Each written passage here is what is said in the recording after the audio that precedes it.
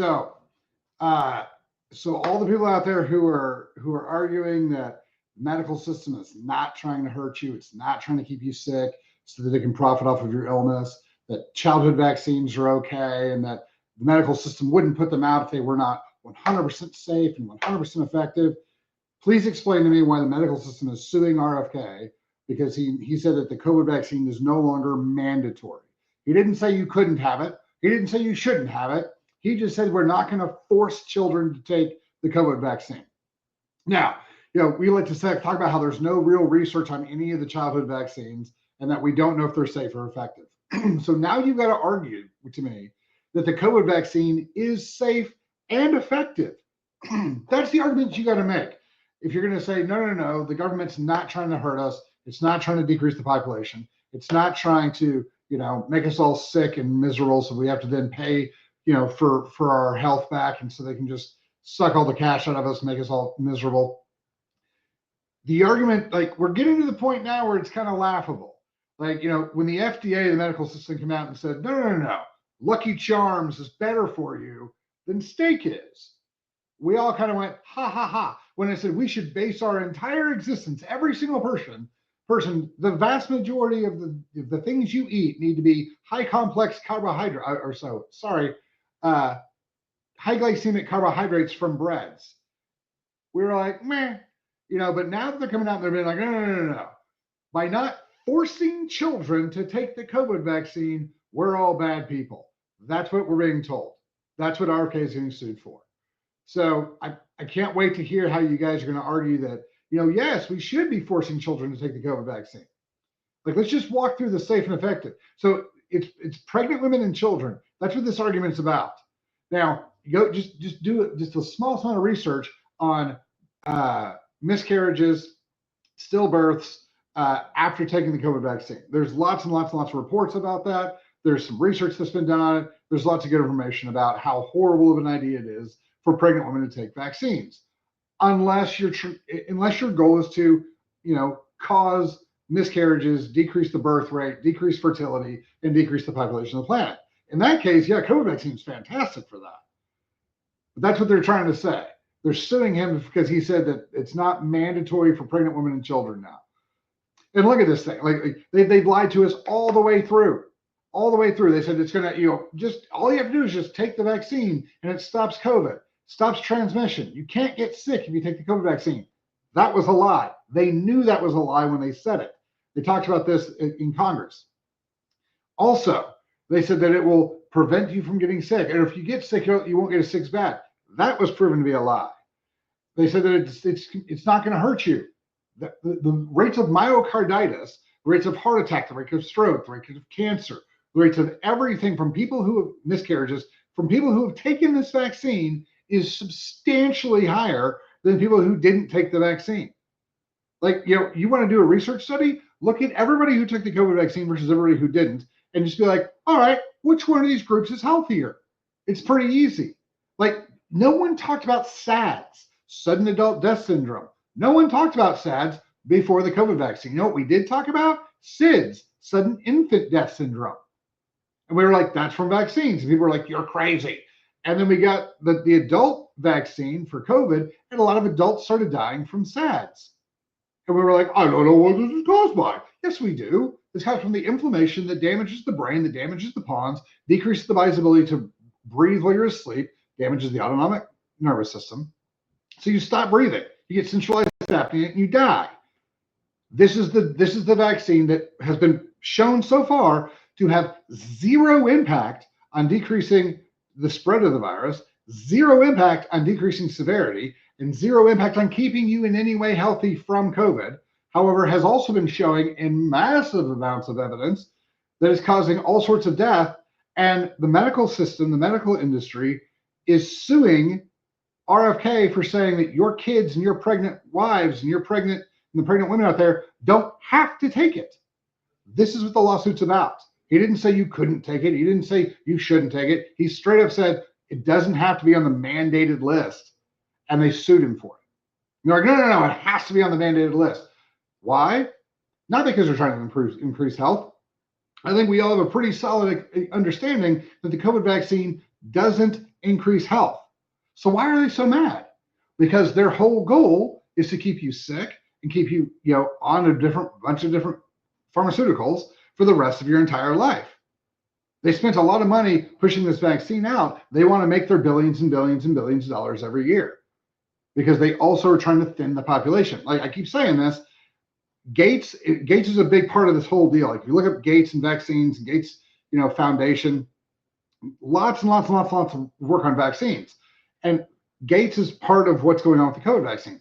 And Gates said him and his team, Fauci and all those guys, him and his team's goal, this is in the 2008 TED Talk, just Google Bill Gates 2008 TED Talk. And he came out and he said the goal was to decrease the population of the earth by 15% using vaccines. And now we've got a COVID vaccine, which is radically damaging fertility, causing massive amounts of miscarriages and stillbirths, and causing all sorts of issues with heart attacks and strokes and all sorts of issues. So yeah, it's going to kill a lot of people and it's going to prevent a lot of people from being born, which would decrease the population of the planet. So that was the goal. And now, because RFK said, you know what, that's not a mandatory thing. The medical system has sued RFK. But think about this. Remember, all the pediatricians get paid these big bonuses that we keep talking about, these hundreds and thousands of dollars. If you've got one of those practices with 6 or 7 pediatricians, it could be $1 million a year. Those bonuses would go away if they didn't vaccinate every single kid who came in with the COVID vaccine. So just with what you as the lay person or the person who likes health or whatever, as you're sitting there, just think, if I'm trying to increase the health of the population, do I think injecting every baby and every pregnant woman with the COVID vaccine is going to get us closer to a healthy society or further away from a healthy society?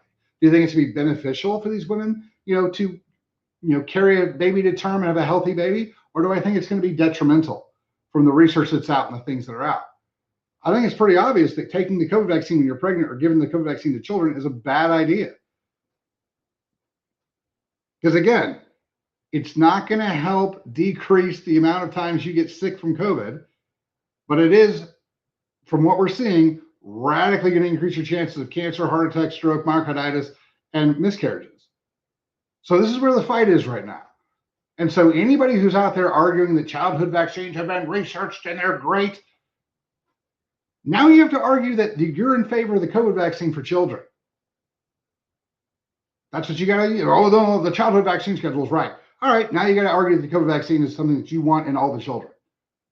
With all the evidence out, that all the research out, that all the things that are out, that it doesn't help with transmission, it doesn't help keep you safe, and it is wildly dangerous. Now you're arguing that, with all that information, you're arguing that's you with the rest of the childhood vaccines. Do you now understand why we're like, hey, look, why don't we, because we can't trust the medical industry, why don't we actually do the testing on these things? It's never been done. Because all these doctors who are like, oh, I've read the research on vaccines and they're totally safe and they're effective. Great, show us the research. Oh, we don't have the research. I read it from a guy I trust. Or my school told me, and I trust my school that taught us these things. Where does your school get its funding and its curriculum? Oh, from the FDA and the NIH and the CDC. Where do they get it? Mostly from the pharmaceutical companies. All right, great. So our pharmaceutical companies are directly teaching our doctors how to doctor. Okay. Off research that no one has. Like I keep asking, show me this research that shows that childhood vaccines are safe. And no one has it. They'll argue, oh, it's out there. Well, show it to me. Well, you're just not smart enough to read it. Fine, bring it to me. I've got smart people that, I've got a lot of people we can have read it. It doesn't exist. So I want you guys to understand the childhood vaccine argument about how those vaccines are problematic and we need to research them is the same argument now, except for what the medical system is saying is that the COVID vaccine is just as safe as all the other childhood vaccines, which I would agree with. However, I'm going to tell you that the childhood vaccines are not very safe because the research on them is non-existent. And what we have seen, which is, I'll grant you, anecdotal, because again, the research doesn't exist, is that these things are pretty bad for your kids. And there's no study saying that they're effective. There's no study saying that they're safe. None. So the same group of people who are telling you that childhood vaccines are safe are saying that COVID vaccine is safe and effective and should be added to the mandatory list your kids have to get. So that's where we're at. So if you guys want to keep arguing that childhood vaccines are safe and effective and the medical system would never do anything as foolish as to put damaging vaccines out and make them mandatory, all right, then you've got to argue to me that you think the COVID vaccine is safe and effective. Go ahead and have fun with that. So that's where we are. That's kind of where we're at right now. If you guys are not keeping up with all the stuff that's going on with RFK and with the country, but that's what's going on. So I wouldn't even take your kids in to get vaccinated. I wouldn't even take them for these well checks, because they're going to start slipping in without you knowing these COVID vaccines.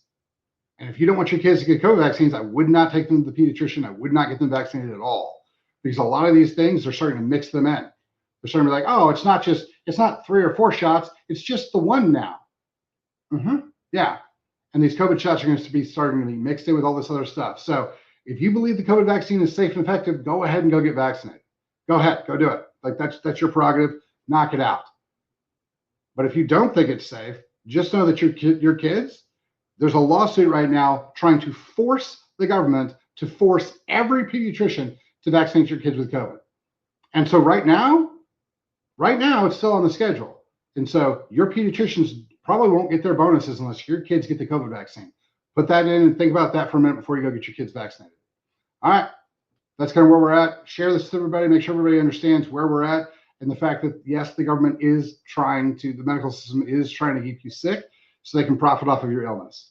We talked about how to fix diabetes on Monday, talked about how to walk back dementia yesterday. You haven't heard any of that information again, because it's more valuable to keep people sick right now than it is to actually help them. I realize that's going to take a long time for everybody to kind of wrap their heads around, but that's where we're at. So if you guys have any questions, hit us up, questions@chalmerswellness.com. And if you guys need help kind of putting everything back together, you guys want to run the Pillars path, give us a call and we'll get you guys healthy and keep you guys healthy, teach you guys how to keep your families healthy. All right, you guys have a fabulous day. Thanks for your time.